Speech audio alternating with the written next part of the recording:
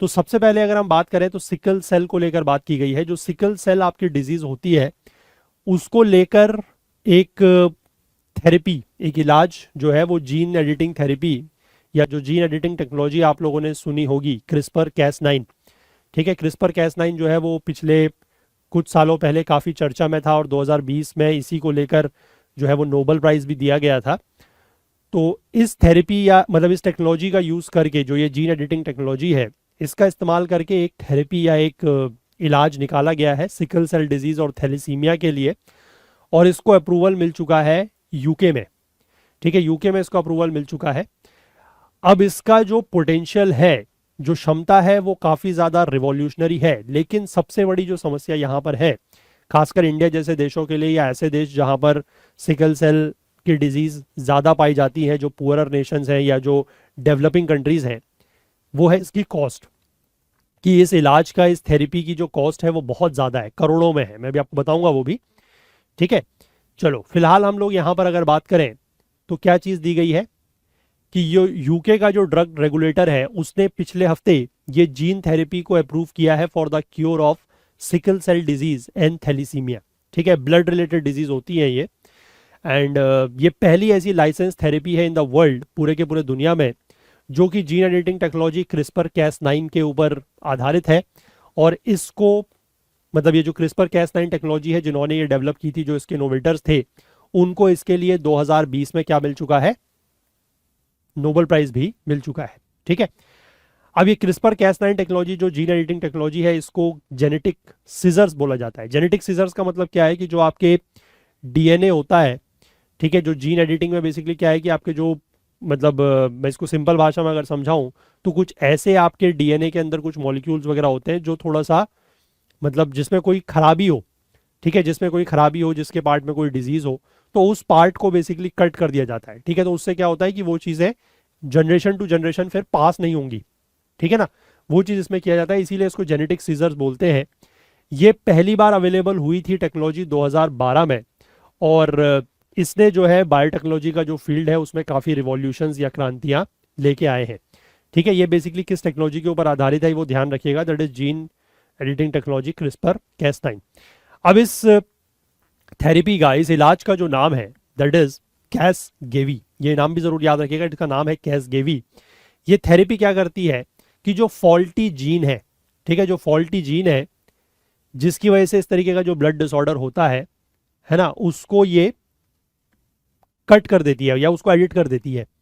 और उससे क्या होगा कि जो पर्सन है वो एक बार इलाज कराएगा तो वो पूरे के पूरे लाइफ टाइम के लिए वो इलाज उसके ऊपर लागू रहेगा। मतलब एक बार इलाज करा लिया तो फिर वो बीमारी दूर हो जाएगी। And so far the only permanent treatment has been a bone marrow transplant. अभी तक इस तरीके की बीमारी के लिए, जो सिकल सेल डिजीज है या जो थैलीसीमिया है, उसके लिए जो परमानेंट इलाज अभी तक है वो है बोन मैरो का ट्रांसप्लांट। और बोन मैरो का ट्रांसप्लांट, बोन मैरो आप किसी भी व्यक्ति में अगर आपको बोन मैरो का ट्रांसप्लांट करना है तो वो उसके किसी मतलब जो रिश्तेदार वगैरह हैं या जो उसके सेम ब्लड रिलेशन वाले लोग हैं वहीं से वो चीज़ मिलनी चाहिए। ठीक है, जो मैचिंग डोनर होता है, क्लोजली मैच्ड डोनर, वहीं से वो बोन मैरो लिया जाता है और बोन मैरो का ट्रांसप्लांट उसमें किया जाता है। ठीक है, बट अब ये दूसरी टेक्नोलॉजी यहाँ पर आई है जिसके थ्रू आप ये जीन एडिटिंग टेक्नोलॉजी का यूज़ करके इस बीमारी का इलाज निकाल सकते हैं। और इसका नाम ज़रूर ध्यान रखिएगा, थेरेपी का नाम है या इलाज का नाम है कैस गेवी। ठीक, चलो अब ये थेरेपी कैसे काम करेगी, इसमें ये लिखा है कि both sickle cell disease and thalassemia are caused by the errors in the gene for haemoglobin. जो आपके रेड ब्लड सेल्स होते हैं उसके अंदर जो हीमोग्लोबिन के सेल्स होते हैं, ठीक है, जो हीमोग्लोबिन के जीन्स होते हैं उसमें कुछ एरर्स हो जाता है। ठीक है, उसमें कुछ गड़बड़ियां हो जाती हैं, उस वजह से ये बेसिकली ये बीमारी होती है। और हीमोग्लोबिन क्या है वो तो आपको पता ही है कि रेड ब्लड सेल्स के अंदर जो हमारे प्रोटीन है, जिनका मेन फंक्शन क्या होता है कि हमारे जितने भी ऑर्गन्स हैं या हमारे शरीर के जितने अंग हैं, टिश्यूज हैं, उन तक ऑक्सीजन को लेके जाना। ठीक है, अब थेरेपी में क्या होगा कि पर्सन का या पेशेंट का, जो व्यक्ति बीमार है, उसके खुद के ब्लड के जो स्टेम सेल्स हैं उनका इस्तेमाल किया जाएगा और उनको प्रिसाइसली, मतलब बहुत ही एक्यूरेटली, बहुत ही सावधानी के साथ एडिट किया जाएगा क्रिस्पर कैस 9 टेक्नोलॉजी का यूज करके। अब उसमें एक जीन का जिक्र किया गया है दैट इज BCL11A, जो कि क्रूशियल है for switching from foetal to adult haemoglobin is targeted by the therapy.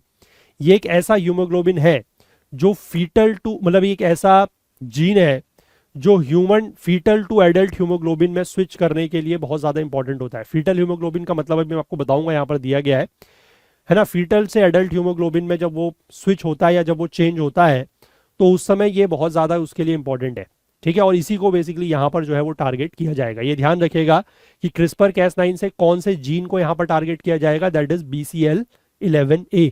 और ये BCL11A जो है वो किस लिए इंपॉर्टेंट है, फीटल टू एडल्ट हीमोग्लोबिन के स्विच में ये बहुत ज्यादा इंपॉर्टेंट है, ठीक है। अब फीटल हीमोग्लोबिन का मतलब क्या होता है, देखो फीटल हीमोग्लोबिन का मतलब होता है ये नेचुरली प्रेजेंट होता है इन एवरीवन एट बर्थ, यानी कि जब भी कोई व्यक्ति या जब भी कोई बच्चा पैदा होता है तो उसमें नेचुरली जो हीमोग्लोबिन होता है दैट इज फीटल हीमोग्लोबिन, ठीक है। और उसमें इस प्रकार की कोई भी एबनॉर्मेलिटीज नहीं होती है जैसी कि एडल्ट हीमोग्लोबिन में होती है। अब थेरेपी क्या करेगी, ये बॉडी के जो खुद के मैकेनिज्म है उसका ही इस्तेमाल करेगी to start producing more of this foetal haemoglobin, क्योंकि फीटल हीमोग्लोबिन ऐसा है जिसमें किसी प्रकार की कोई भी एबनॉर्मेलिटीज नहीं होती है। तो ये थेरेपी में ये कहा जाएगा कि बॉडी के खुद का मैकेनिज्म यूज किया जाएगा जिससे फीटल हीमोग्लोबिन ज्यादा से ज्यादा प्रोड्यूस हो सके। और ये जो दोनों कंडीशंस हैं, दोनों कंडीशंस मतलब सिकल सेल डिजीज और थैलेसीमिया के जो भी सिम्टम्स हैं, जो भी लक्षण है, उनको कम करने के लिए या उनको भगाने के लिए, उनको दूर करने के लिए इसका इस्तेमाल किया जाएगा, ठीक है। अब इसके बाद ये बात आती है कि सिकल सेल डिजीज और थैलेसीमिया होता क्या है। देखो सिकल सेल डिजीज या थैलेसीमिया की अगर मैं बात करूं तो ये एक जेनेटिक एरर है, मतलब जीन्स के लेवल पर ये एरर होता है ना। In the sickle cell disease leads to the red blood cells assuming a crescent shape, ठीक है। वैसे जनरली जो आपके रेड ब्लड सेल्स होते हैं, आपके हमारे सबके मतलब, वो होते हैं राउंड शेप के, ठीक है। जैसे मैं आपको यहाँ पर दिखाऊं, ये देखो ये हमारा जो एक नॉर्मल ब्लड सेल है, इसकी अगर हम बात करें तो हमारा क्रॉस सेक्शन कुछ इस तरीके का होता है, ठीक है। मतलब ये गोल सा हमें दिखता है। और ये हमारी जो ब्लड वेसल्स हैं, ब्लड वेसल्स मतलब जो हमारे अंदर शरीर के अंदर जो नसें होती हैं, ठीक है, या ब्लड वेसल्स, आर्टरीज, वेन्स वगैरह जो भी है, उनमें ये बड़े इजीली फ्लो कर सकता है जो नॉर्मल ब्लड सेल है। लेकिन जब सिकल सेल डिजीज होती है, ठीक है, तो उसमें बेसिकली जो आरबीसी होता है, जो रेड ब्लड सेल होता है, वो कुछ सिकल शेप का बन जाता है। सिकल शेप का मतलब इस तरीके से, ये एक तरफ से जैसे इसमें और इसमें आपको अंतर दिख रहा होगा, ठीक है। ये आपको काफी देखो राउंड सा दिख रहा है, ठीक है। और ये जो है वो एक तरीके से इधर से कुछ नुकीला सा हो गया, थोड़ा सा इसका शेप जो है डिस्टॉर्ट हो गया, सिकल के तरीके का शेप हो गया। अब इस वजह से होता क्या है कि ये जो इस तरीके का ब्लड सेल बना है, ये हमारी जो वेन्स है, ठीक है, उनमें बहुत स्मूथली फ्लो नहीं कर पाता, बहुत स्मूथली फ्लो नहीं कर पाता है। और बीच बीच में ये कहीं पर फंसने के या अटकने के चांसेस या ब्लॉकेज करने के चांसेस इसके रहते हैं।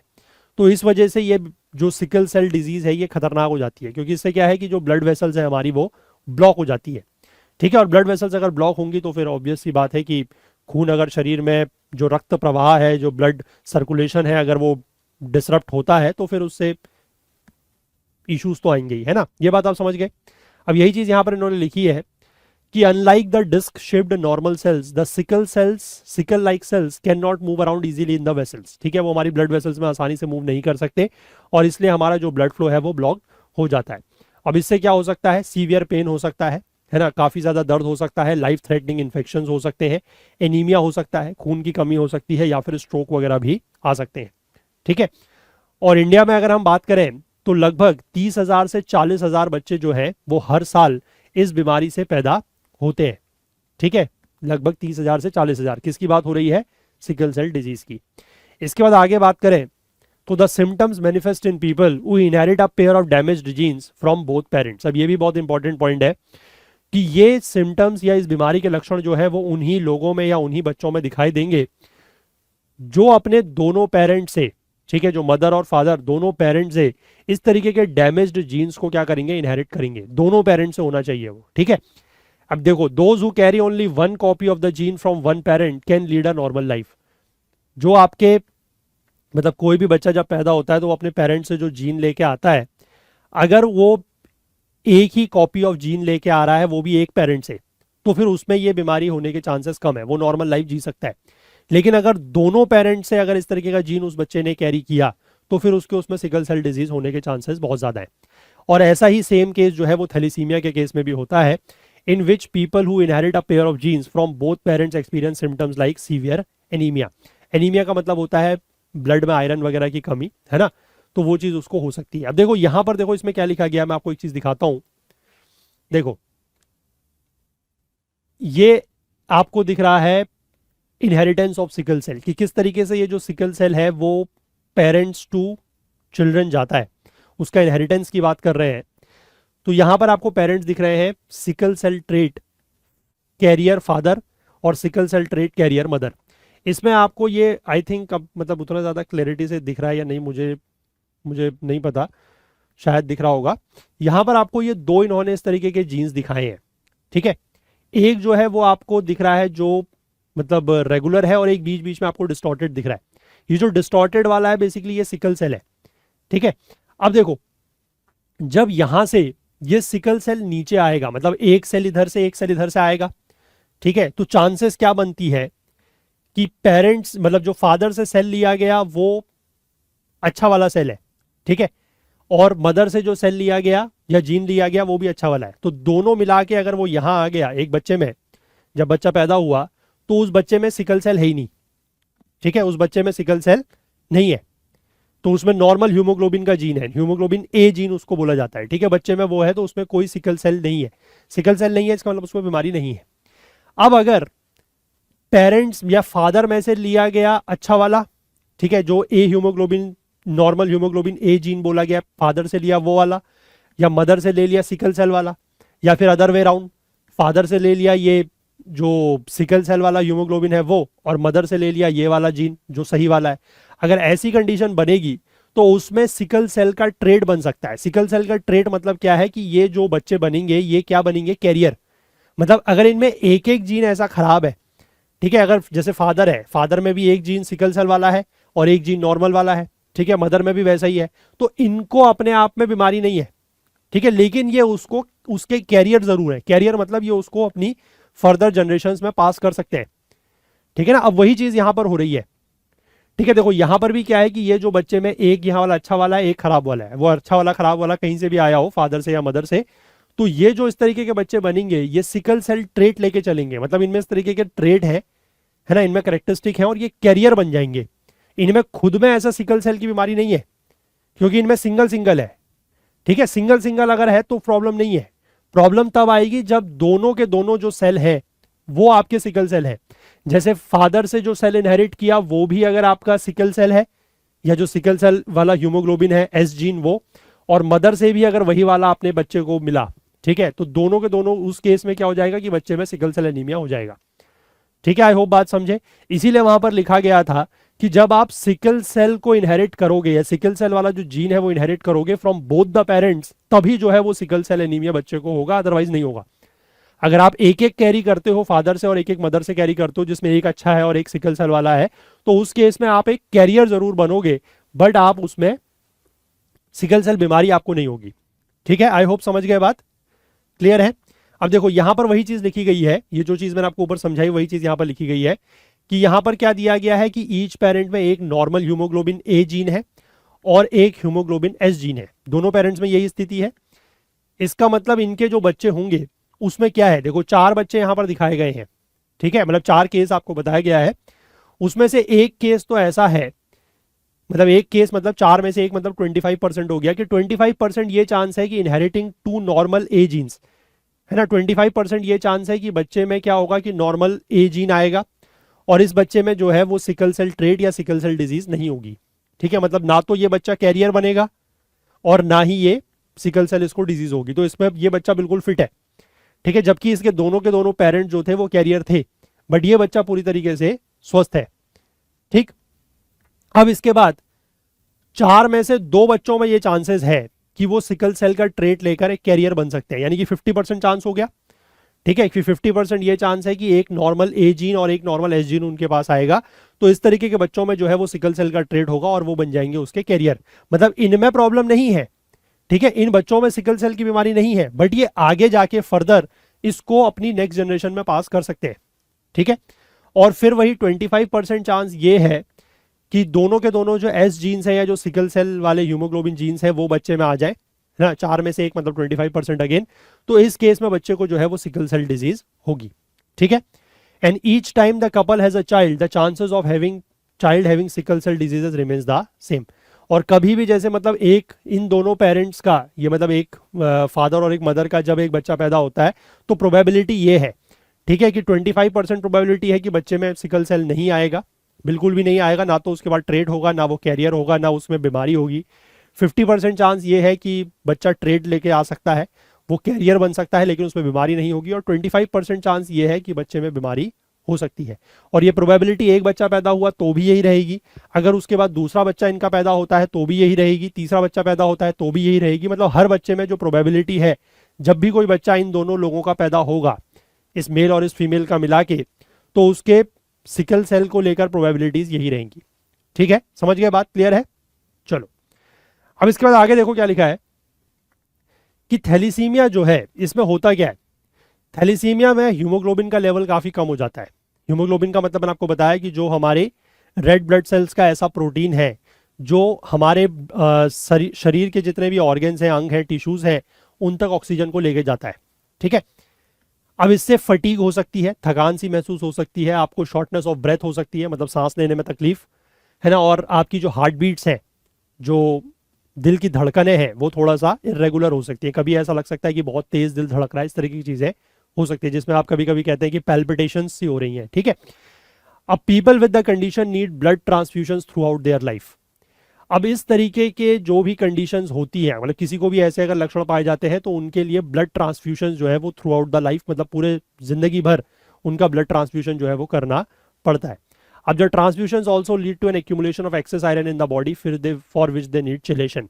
अब उसमें क्या होता है कि जब ब्लड ट्रांसफ्यूजन किया जाता है तो उनके शरीर में थोड़ा सा ज्यादा आयरन इकट्ठा होना शुरू हो जाता है, तो फिर उस आयरन को दूर करने के लिए एक और टेक्निक या एक और प्रोसेस का यूज किया जाता है, that is known as chelation. अब इंडिया में यह भी लिखा गया है कि थैलीसीमिया से होने वाले, थैलीसीमिया से ग्रसित या थैलीसीमिया से पीड़ित बच्चों की संख्या इंडिया में भी बहुत ज्यादा है ना, लगभग 1 से 1.5 लाख के आसपास बताई गई है। ठीक, यहां तक बात समझ गए सारी। इसके बाद देखो यहां पर अब बीच में इन्होंने ये लिखा है कि किस तरीके से इन्होंने ये जो अप्रूवल वगैरह इसको दिया है और क्या क्या ट्रायल किए गए हैं, वो उसमें कोई खास इंपॉर्टेंट बात नहीं है। इसके बाद यहां पर यह लिखा गया है कि how is the therapy prepared and given. अब ये थेरेपी कैसे प्रिपेयर की जाती है, कैसे दी जाती है पेशेंट को, उसका जिक्र है। तो थेरेपी का नाम तो आपको पहले ही बताया, दैट इज कैसगेवी। कैसगेवी जो है एक वन टाइम ट्रीटमेंट है। ठीक है, एक बार का ट्रीटमेंट है, मैंने आपको बताया कि एक बार इसका इलाज कर लिया तो फिर वो हमेशा के लिए जो है वो बीमारी दूर हो जाएगी। ठीक है, इसमें डॉक्टर जो है वो पहले क्या करेंगे, फर्स्ट वो कलेक्ट करेंगे ब्लड स्टेम सेल्स। ठीक है, बोन मैरो से ब्लड स्टेम सेल्स को कलेक्ट करेंगे using a process called apheresis. ठीक है, apheresis use to filter out the blood for different components, मतलब ब्लड में से अलग अलग कंपोनेंट्स को फिल्टर आउट करने की जो प्रोसेस है उसको एफेरेसिस बोलते हैं। और उसका इस्तेमाल करके वो बोन मैरो से, जो पेशेंट है उसकी बोन मैरो से वो ब्लड के स्टेम सेल्स निकाल लेंगे। ठीक है, फिर उन सेल्स को जो है वो भेजा जाएगा टू द मैन्युफैक्चरिंग साइट, मतलब कोई लैब वगैरह होगी मैन्युफैक्चरिंग साइट, वहां पर भेजा जाएगा, और जहां पर उसको एडिट करने के लिए और टेस्ट करने के लिए लगभग 6 महीने का समय लगेगा। ठीक, अब इसके बाद before a transplant with the edited cell, अब वो जब वो पूरा का पूरा जो सेल है वो एडिट होके आ चुका है, उसकी टेस्टिंग वगैरह हो गई है, तो वापस से वो क्या करा जाएगा, उस पेशेंट के शरीर में उसको ट्रांसप्लांट किया जाएगा। तो वो ट्रांसप्लांट करने से पहले डॉक्टर जो है वो एक कंडीशनिंग मेडिसिन देते हैं फॉर अ फ्यू डेज, ताकि बोन मैरो को जो है वो बाकी सेल से क्लियर किया जाए और उसके बाद फिर इस मॉडिफाइड सेल से उस बोन मैरो को फिल किया जाए। तो उसके लिए एक कंडीशनिंग मेडिसिन यहाँ पर दी जाती है। और इसके लिए जो पेशेंट है, जो मरीज है, उसको अस्पताल में रहना होता है लगभग 1 महीने के लिए, मतलब ये इस बीमारी, इस ट्रीटमेंट के बाद, ताकि ये देखा जाए कि जो एडिटेड सेल्स है they take up the residence in the bone marrow, कि वो बोन मैरो में सही तरीके से जो है वो इंसर्ट हो गए हैं, और उसके बाद वो जो नॉर्मल हीमोग्लोबिन वाला रेड ब्लड सेल उन्होंने बनाना शुरू कर दिया है। ये सब चीज़ें देखने के लिए मतलब पेशेंट को अंडर ऑब्जर्वेशन रखा जाता है लगभग 1 महीने के लिए। अब इस ट्रीटमेंट से होने वाले जो साइड इफेक्ट्स हैं, ठीक है, वो उसी तरीके के हैं those associated with the autologous stem cell transplant, मतलब जो स्टेम सेल के ट्रांसप्लांट्स किए जाते हैं उससे जो साइड इफेक्ट्स होते हैं उसी तरीके के साइड इफेक्ट्स इसमें भी देखने को मिलते हैं, जैसे कि नोजिया हो सकता है, फटीग हो सकती है, या फिर फीवर आ सकता है, या फिर रिस्क ऑफ इन्फेक्शन जो है, इन्फेक्शन का खतरा बढ़ सकता है। ठीक है, इस तरीके के ही यहाँ पर सिम्टम्स बताए गए हैं। अब सबसे बड़ी बात यह है कि इस पूरे के पूरे इलाज या ट्रीटमेंट के सबसे बड़े चैलेंजेस या चुनौतियां क्या हैं। ठीक है, देखो यहाँ पर यह लिखा गया है कि इसका प्राइस अभी हालांकि अनाउंस नहीं किया गया है, क्योंकि यूके में इसको अप्रूवल तो मिल गया है, बट हालांकि प्राइस इसका ऑफिशियली अनाउंस नहीं किया गया है। लेकिन फिर भी कुछ एस्टिमेट्स के हिसाब से अगर हम बात करें तो इसका जो कॉस्ट है वो $2 मिलियन पर पेशेंट हो सकता है, यानी कि एक व्यक्ति के लिए $2 मिलियन। $2 मिलियन का मतलब कितना हो गया, $20 लाख। और $20 लाख को अगर आप यूएस डॉलर से कन्वर्ट करते हो, मतलब यूएस डॉलर से उसको वो कन्वर्ट करते हो, तो 80 रुपये भी अगर आप मिनिमम मान के चलो, हालांकि आजकल उससे ज़्यादा है, बट 80 रुपये भी अगर आप $1 इज इक्वल टू 80 रुपीज़ भी मान के चलो, तो ये लगभग 16 करोड़ रुपए है। इस बीमारी का इलाज 16 करोड़ रुपए है। इसीलिए मैंने कहा था कि बहुत महंगी है। ठीक है, महंगी ही नहीं, बहुत महंगी है। ठीक है,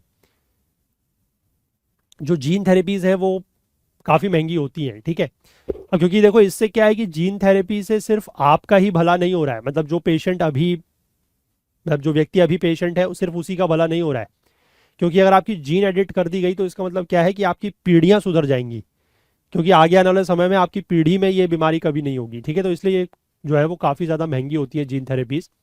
अब इसमें यही लिखा गया है कि कॉस्ट जो है वो इसकी एक सबसे बड़ी लिमिटेशन है for newer gene therapies along with the absence of local manufacturing facilities. इस तरीके की जो मैन्युफैक्चरिंग फैसिलिटीज़ हैं वो भी लोकली अवेलेबल नहीं है। इसका मतलब क्या है कि जो ये ब्लड सेल्स निकाले जाते हैं, है ना, ब्लड स्टेम सेल्स निकाले जाते हैं, फिर इनको मैन्युफैक्चर किया जाता है। मैन्युफैक्चर करने का मतलब वही है कि इसमें उसको किसी तरीके से एडिट किया जाता है ना, उसमें से जो ये वाला जीन होगा उसको कट किया जाएगा क्रिस्पर कैस9 या जेनेटिक सीजर्स का यूज़ करके। ये सारी चीज़ें जो है वो अक्रॉस कंट्रीज भेजनी पड़ती है। जो ब्लड सेल्स हैं उनको अक्रॉस कंट्रीज भेजना पड़ता है, क्योंकि लोकल मैन्युफैक्चरिंग ऐसी मतलब लोकल ऐसी मैन्युफैक्चरिंग यूनिट्स या फैसिलिटीज़ अवेलेबल नहीं है। ठीक है, अब इसमें यह लिखा गया है कि ये बेसिकली जो CSIR के एक centre of institute of genomics and integrative biology के जो डॉक्टर हैं, डॉक्टर देबोज्योति चक्रवर्ती, वो यहाँ पर कह रहे हैं कि ये काफ़ी एक एनकरेजिंग है, as this is the first CRISPR based therapy that has been approved. क्योंकि क्रिस्पर कैस9 टेक्नोलॉजी जो है, जो 2012 से टेक्नोलॉजी चर्चा में थी, 2020 में इसको लेकर नोबेल प्राइज़ भी दिया गया था। एक ऐसी पहली बार किसी बीमारी के इलाज में, किसी थेरेपी में इस टेक्नोलॉजी का जो है वो यूज़ किया जा रहा है। लेकिन इनका भी वही कहना है कि जो प्राइसिंग है वो बहुत बड़ा चैलेंज है, क्योंकि high proportion of people with these conditions live in the poorer countries. क्योंकि इस बीमारी से जो पीड़ित ज़्यादातर लोग हैं वो गरीब देशों में रहते हैं और वो इस थेरेपी को अफोर्ड नहीं कर सकते। ऑब्वियस सी बात है, 16 करोड़ रुपए तो मतलब पुअरर क्या, अच्छे अच्छे अफोर्ड नहीं कर सकते। ठीक है, सिर्फ जो बहुत अरबपति वाले लोग होंगे वही इसको अफोर्ड कर पाएंगे।